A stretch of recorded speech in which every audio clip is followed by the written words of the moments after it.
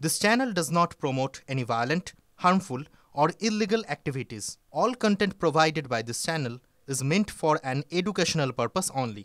উত্তরবঙ্গের ৮ জেলা নিয়ে প্রশাসনিক বৈঠক করছেন মুখ্যমন্ত্রী মমতা বন্দ্যোপাধ্যায়। এবার সরাসরি সেদিকে নজর রাখবো। 14 বছর 15 বছর ধরে আমরা কিন্তু কোনো পয়সা পাইনি। এমনকি বন্যা হলেও বন্যার ত্রাণে আসামও টাকা পায়, কিন্তু আমরা পাই না। যাই হোক, বেশি কথা বলতে গেলে তিক্ততা বাড়বে, আমি আর তিক্ততার কথা বলতে চাই না।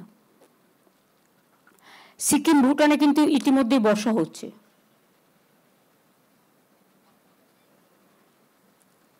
ফলে আপনাদের একটু সতর্ক থাকতে হবে, বন্যার সময় মানুষের পাশে দাঁড়াতে হবে।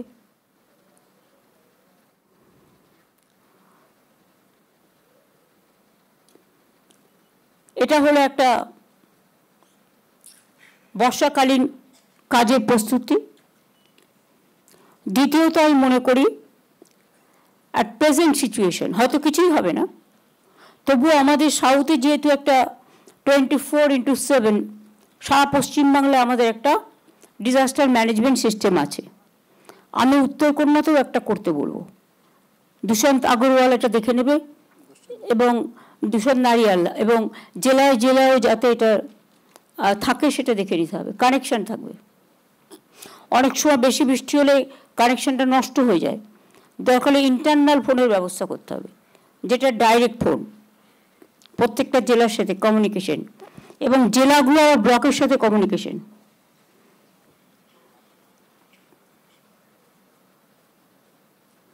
তারপরে ধরুন বর্ষাকাল আসছে, আমরা আগেই বলেছিলাম যে কাজগুলো আপনারা হাতে নিয়েছেন বর্ষার আগে সেগুলোকে শেষ করে দিতে হবে।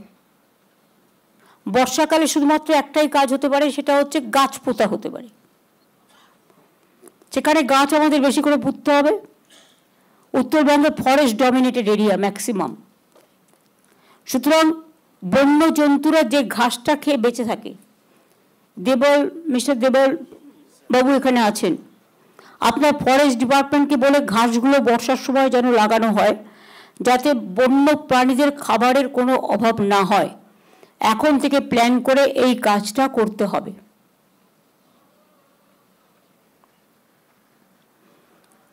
কারণ অনেক সময় দেখা যায় তারা বাইরে বেরিয়ে আসছে, সাধারণ মানুষের উপর অ্যাটাক হচ্ছে।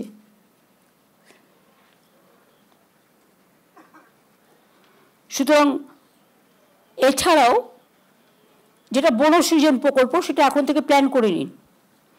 আর বর্ষা শেষ হওয়ার পরে যে কাজগুলো হবে সেগুলো এখন থেকেই এস্টিমেট তৈরি, টেন্ডার ডাকা, টেন্ডার ফাইনাল করা, কাজ শেষ করা, এগুলো করতে হবে।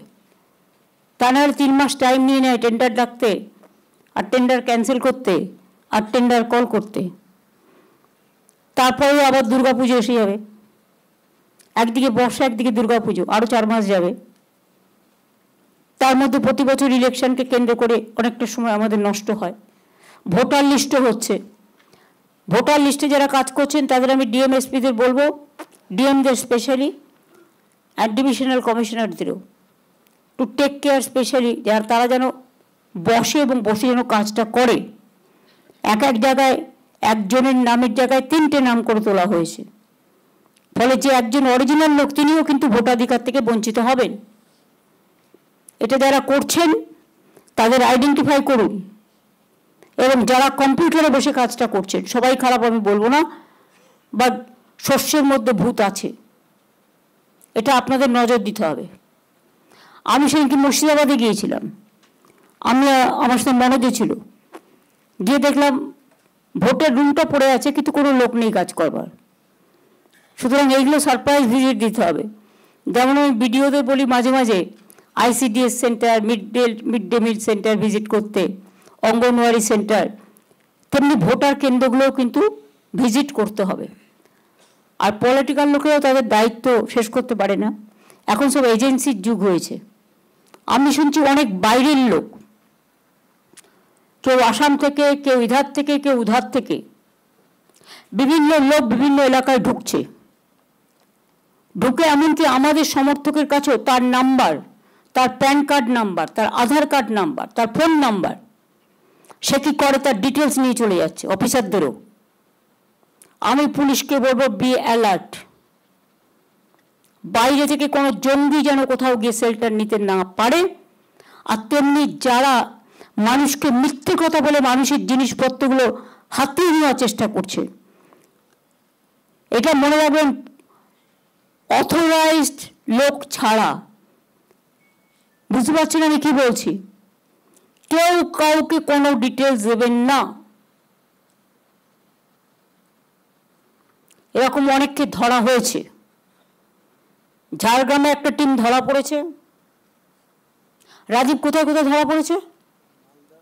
মালদা, কোচবিহার, কলকাতা, ডায়মন্ড হারবার, অনেক জায়গায় ঘুরে বেড়াচ্ছে। আজকের দিন সময় মানুষ যেহেতু এগিয়ে চলছে বৈজ্ঞানিক যুগে, আধুনিকতার যুগে, তেমনি আবার অনেক ক্ষতিকারক শক্তি বেড়েছে, যেটা মানুষ আগে ভয় পেত না। সুতরাং চোখ কান খোলা রেখে সবাই কাজ করলে একজনের পক্ষে সম্ভব নয়। Each and everybody should take some observation or vigil থাকতে হবে। আগে পুলিশরা 3-4 বার গিয়ে গিয়ে ঘুরতো এলাকায়, 5 বার 6 বার, এখন ঘোরেই না। যত বেশি ঘোরা যাবে পুলিশের ভ্যান নিয়ে, মানুষ তো জানবে যে অ্যালার্ট আছে।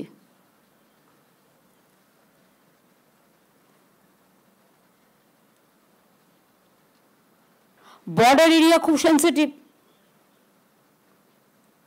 এত কিছুদিন আগে শীতলকুচি থেকে একদিনকে তুলে নিয়ে যাওয়া হলো। একটা চাষি বেচারা, তার নিজের জমি, সে চাষ করে, তার কোনো দোষ ছিল না। তারপর খবরটা উদয়ন আমাকে বলার পরেই সঙ্গে সঙ্গে আমরা অ্যাকশন নিয়ে তাকে বেল করিয়ে আমরা নিয়ে এসেছি। এরকম বিভিন্ন পরিকল্পনা চলছে। বর্ডার এরিয়াটা ভীষণ সেন্সিটিভ, লক্ষ্য রাখবেন। বিএসএফ এর দায়িত্বে আছে বলে আপনারা আইসিরা ওসিরা সব চোখ কান বুঝে বসে রইলেন না, সেটা হয় না।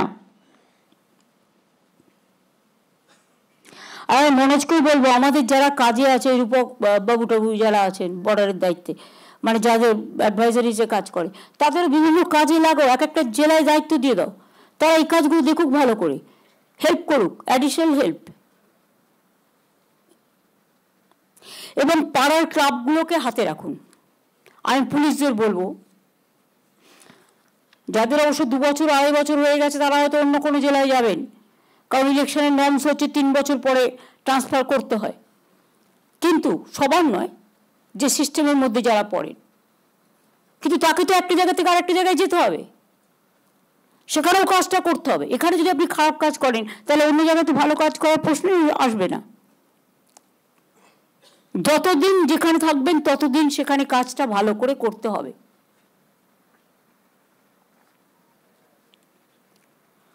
সমন্বয় পোর্টালের মাধ্যমে আমরা অনেক প্রকল্পের মনিটরিং করি।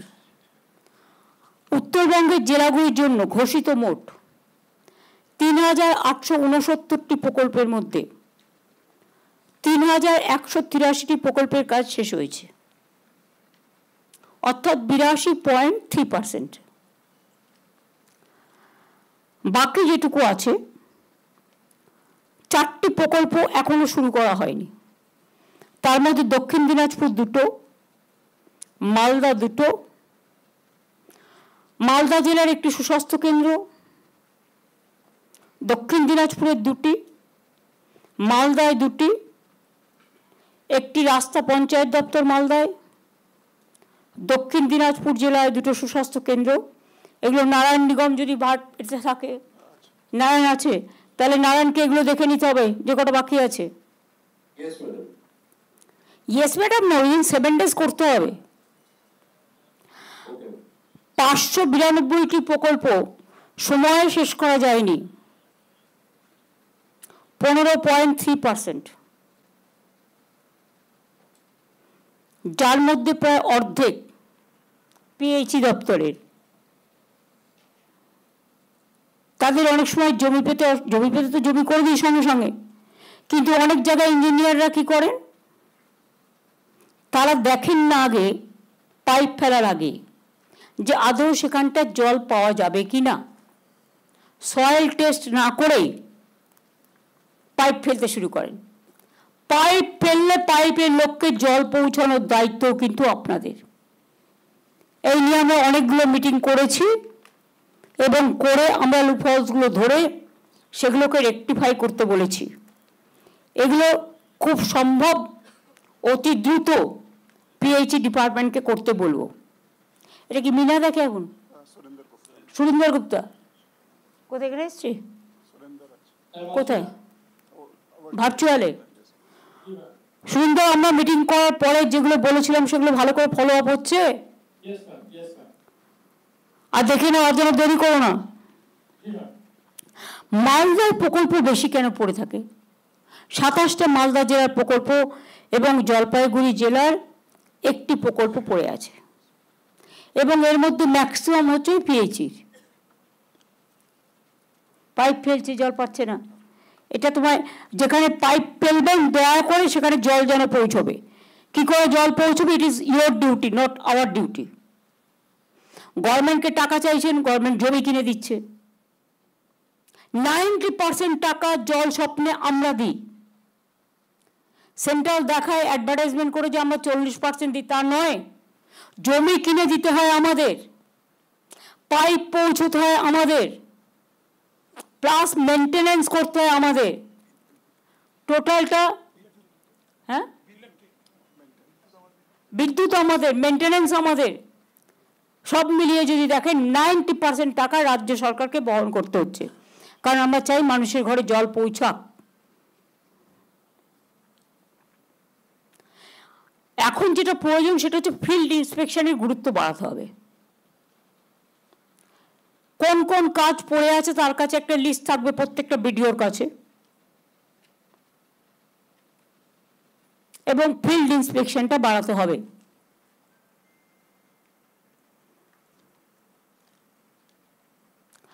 আর ফিল্ড ইন্সপেকশনে শুধু তথ্য নিলেই হবে না, তথ্যটা ঠিকমতো ইমপ্লিমেন্ট করার কাজটাও কিন্তু করতে হবে। এটা কিন্তু হচ্ছে না। উত্তরবঙ্গ জেলাতে আমরা বলার পরে 3000-এর বেশি ফিল্ড ইন্সপেকশন হয়েছে, কিন্তু আমি মনে করি মালদা জেলা এবং কুচবিহার জেলা ইন্সপেকশন আরো বাড়াতে হবে। দেখুন, আমি আন্দাজে একটা মিটিং করতে পারতাম, কিন্তু তা নয়, আমি কাগজ স্টাডি করে এসেছি।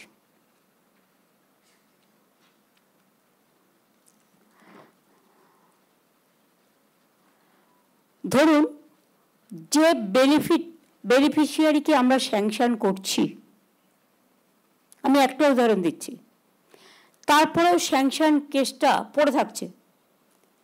দেয়ার is a significant gap, time gap between benefit sanction and actual service delivery. এটা প্রত্যেকটা জেলাকে বলবো ইমিডিয়েট সার্ভিস ডেলিভারিটা করুন। আমি জেলাগুলো যাই এই কারণেই, যাতে পাবলিক ডিস্ট্রিবিউশন সিস্টেমের মধ্যে দিয়ে মানুষ এগুলো পেয়ে যায়। বাংলা সহায়তা কেন্দ্র আমি অনেকগুলো করেছি, কিন্তু বাংলা সহায়তা কেন্দ্রগুলো কি আপনারা ভিজিট করেছেন কখনো? ভিডিও ভিজিট করেন? উত্তর দিনাজপুর, দক্ষিণ দিনাজপুর, মালদা, মুর্শিদাবাদ, জলপাইগুড়ি, আলিপুরদুয়ার, কুচবিহার, আমাদের একটা গাইডলাইন্স দেওয়া থাকে, এই কাজ বাংলা সহায়তা কেন্দ্র থেকে পাওয়া যাবে। কিন্তু মানুষ জানতেই পারে না বাংলা সহায়তা কেন্দ্রের কাজটা কি। সেখানে আপনাকে বিডিও অফিসের সামনে, বাংলা সহায়তা কেন্দ্রের সামনে লোকাল ল্যাঙ্গুয়েজ, যে ল্যাঙ্গুয়েজ লোকে বোঝে, বাংলা ভাষাও যেমন লিখতে হবে, সাথে সাথে হিন্দিও লিখতে হবে, অলচিকিও লিখতে হবে, সাতজিও লিখতে হবে, রাজবংশীও লিখতে হবে, যে এলাকায় লোকে যে ভাষাটা পছন্দ করে। ক্লাস 10 ও ক্লাস 12 এর পরীক্ষা শেষ, রেজাল্ট আউট। এরপর কি পড়বেন, কোথায় পড়বেন? সুলুক সন্ধান এখন হাতের মুঠোয়। টিভি9 বাংলা এডুকেশন এক্সপো 2025। কলকাতার সবচেয়ে বড় এডুকেশন এক্সপো। ডিগ্রি না ডিপ্লোমা, কোন কোর্স করবেন, কিভাবে প্ল্যান করবেন নিজের ক্যারিয়ার, সব প্রশ্নের উত্তর একটাই। TV nine Bangla education expo. একই ছাদের তলায় থাকছে নামকরা সব ইঞ্জিনিয়ারিং কলেজ, বিশ্ববিদ্যালয়, মেডিকেল ও management institution. TV nine Bangla education expo 2025 31শে মে ও 1 জুন বোস ইনস্টিটিউটে, কলেজ মোড়, সেক্টর 5, সকাল 10টা থেকে সন্ধ্যে 7টা পর্যন্ত। এন্ট্রি একেবারে ফ্রি।